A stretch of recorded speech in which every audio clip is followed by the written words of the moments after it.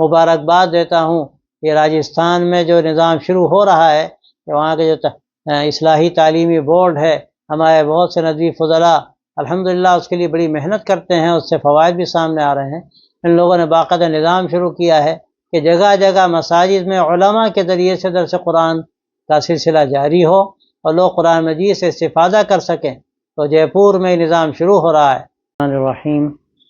الحمد للہ رب العالمین والصلاة والسلام علی سید المرسلین وخاتم النبیین سیدنا و نبینا و مولانا محمد وعلی آلہ وصحبہ اجمعین وبعد، فاعوذ باللہ من الشیطان الرجیم، ان هذا القرآن يهدي للتي هي اقوم ويبشر المؤمنین، صدق اللہ العظیم۔ حضرات، اللہ تبارک و تعالیٰ نے یہ آخری وحی قرآن مجید اپنے بندوں کی ہدایت کے لیے اتارا ہے، اور اس کو تمام انسانوں کے لیے اللہ نے ہدایت کا ذریعہ بنایا ہے۔ لیکن اس سے ہدایت وہ لوگ حاصل کرتے ہیں جو اللہ کے ماننے والے ہوتے ہیں، جس کو اللہ کا کلام سمجھتے ہیں، کلام ربانی سمجھتے ہیں، اور پھر وہ اس پر غور و فکر کرتے ہیں اور اس کی باتوں پر عمل کرتے ہیں، ہدایات ان کے سامنے رہتی ہیں۔ اس کی بڑی ضرورت ہمیشہ محسوس کی گئی ہے کہ قرآن مجید پر غور کیا جائے، اس کو سمجھنے کی کوشش کی جائے، اور یہ اللہ کا ایسا کلام ہے کہ اللہ نے ہر ایک کے لیے اس میں ہدایت کا سامان رکھا ہے، تو اس کی ہمیشہ کوشش کی جانی چاہیے کہ اپنی اپنی سطح کے اعتبار سے، کوئی علمی سطح ہو، کوئی ایمان کی سطح ہو، کوئی اخلاق کی بلندی ہو۔ عجیب بات ہے کہ قرآن مجید کے فہم میں ان تمام چیزوں کا بڑا حصہ ہے، اور یقیناً اس میں اللہ نے سب کے لیے سامان رکھا ہے ہدایت کا۔ عام لوگ بھی اگر قرآن مجید کو اگر عربی جانتے ہیں تو بہت ہی اچھی بات ہے، اور عربی اگر نہیں جانتے تو اس کا ترجمہ بھی اگر دیکھیں گے تو بہت سی باتیں ایسی ہیں کہ ہر ایک کے لیے قابل عمل ہے۔ اکثر حصہ قرآن مجید کا ایسا ہے ہر ایک کے لیے قابل عمل ہے، اور بہت سی اللہ نے ایسی گہرائیاں پھر رکھی ہیں اس میں کہ اس پر آدمی غور کرے تو اندر گھستا چلا جائے، اس کے ایسے ایسے موتی ملیں کہ اس کا تصور بھی شاید اس کے بس سے باہر ہو۔ یہ عجیب بات ہے، امت قرآن مجید سے جتنا اس کو تعلق ہونا چاہیے اور اس کا جو فہم اس کو حاصل کرنا چاہیے، اور جو لوگ عام ہیں اور وہ علم حاصل نہیں کر سکے ہیں، ان کو جیسے ان کے اوپر ایک ذمہ داری تھی کہ قرآن مجید سے ان کو تعلق ہوتا، تلاوت کا تعلق ہوتا، اور پھر اس کے ساتھ ساتھ کچھ سمجھنے کی کوشش کرتے اس طور پر کہ جو آسان تراجم ہیں ان کا مطالعہ کرتے، اور پھر وہ سمجھتے قرآن مجید ان سے کیا کہنا چاہتا ہے۔ اسی طرح اس کی ایک بڑی اہمیت ہے اس کی، اور بڑی آسانی کے ساتھ قرآن مجید کے پیغام کو عام کرنے کا یہ ایک بہت بڑا ذریعہ ہے کہ جگہ جگہ دروس قرآن کا اہتمام کیا جائے۔ لیکن یاد رکھیے کہ دروس قرآن وہی لوگ دے سکتے ہیں جو علماء ہوں، جو قرآن مجید کے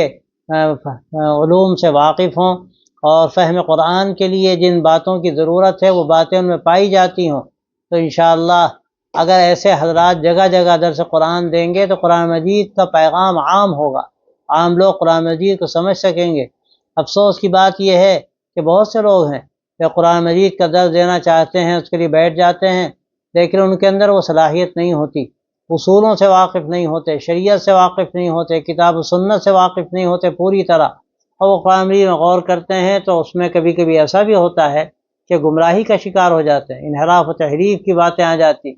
ضروری ہے کہ قرآن مجید کو اسی طرح سمجھا جائے جس طرح اللہ کے نبی صلی اللہ علیہ وسلم نے سمجھایا ہے۔ قرآن مجید آپ صلی اللہ علیہ وسلم پر اترا ہے، ہم پر نہیں اترا، اللہ کے رسول صلی اللہ علیہ وسلم پر اترا ہے، ہمارے لیے اترا ہے۔ آپ صلی اللہ علیہ وسلم نے جس کی ترجمانی فرمائی، جس طرح ترجمانی فرمائی، وہی اصل قرآن مجید کا صحیح فہم ہے، کہ وہ فہم اگر حاصل ہوگا تو ہم صحیح قرآن مجید کو سمجھ سکیں گے اور اس کے ساتھ پر عمل کر سکیں گے، اور اگر ایسا نہیں ہوگا تو ہم نقصان اٹھائیں گے۔ تو میں مبارکباد دیتا ہوں یہ راجستھان میں جو نظام شروع ہو رہا ہے کہ وہاں کے جو اصلاحی تعلیمی بورڈ ہے، ہمارے بہت سے ندوی فضلاء الحمدللہ اس کے لیے بڑی محنت کرتے ہیں، اس سے فوائد بھی سامنے آ رہے ہیں۔ ان لوگوں نے باقاعدہ نظام شروع کیا ہے کہ جگہ جگہ مساجد میں علماء کے ذریعے سے درس قرآن کا سلسلہ جاری ہو اور لوگ قرآن مجید سے استفادہ کر سکیں۔ تو جے پور میں نظام شروع ہو رہا ہے، اور علماء سے امید ہے کہ بڑی تعداد ہے علماء کی وہ مختلف مساجد میں قرآن مجید کا درس دے گی، اور جو امہات کتب تفسیر ہیں اور اہم اس سلسلے میں جو کام ہمارے علماء نے کیا ہے، ہمارے معتبر علماء نے، وہ مراجع کے طور پر وہ چیزیں ان کے سامنے ہوں گی، اور انشاءاللہ پھر قرآن مجید کا ان کا درس جب لوگوں کے سامنے ہوگا، اس سے قرآن مجید کا پیغام عام ہوگا۔ قرآن مجید جو زندگی چاہتا ہے، جس طرح سے وہ سماج کو بہتر بنانا چاہتا ہے، عقیدے کے اعتبار سے اور پھر عمل کے اعتبار سے، پھر سماجی جو ہمواریاں ہیں ان کی اصلاح کے اعتبار سے، اس سے انشاءاللہ فائدہ ہوگا۔ میں مبارکباد دیتا ہوں ہمارے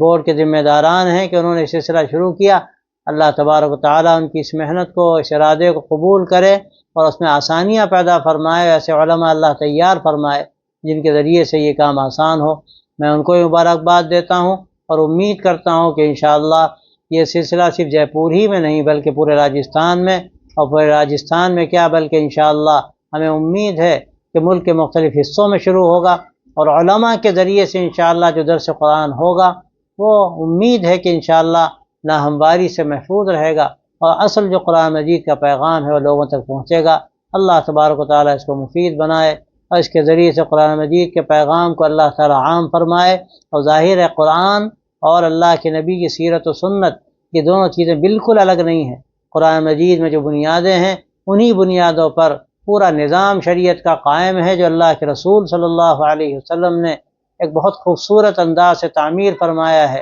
اور وہ ہمارے لیے ایک رہنما ہے، اور اسی کے ذریعے سے ہمیں ہدایت ملتی ہے۔ تو یہ قرآن و حدیث، قرآن و سنت، یہ دو بنیادیں ہیں جس پر ہماری زندگی قائم ہے، اور اس پر انشاءاللہ اگر ہم آگے بڑھیں گے تو اللہ کی طرف سے مدد بھی ہوگی اور خیر کے راستے کھلتے چلے جائیں گے۔ اللہ تبارک و تعالی ہم سب کو توفیق عطا فرمائے، اور اس نظام کو اللہ تعالی قبول فرمائے، اور اس کے قائم کرنے والوں کو اللہ بہتر صلہ عطا فرمائے۔ وآخر دعوانا ان الحمد للہ رب العالمین۔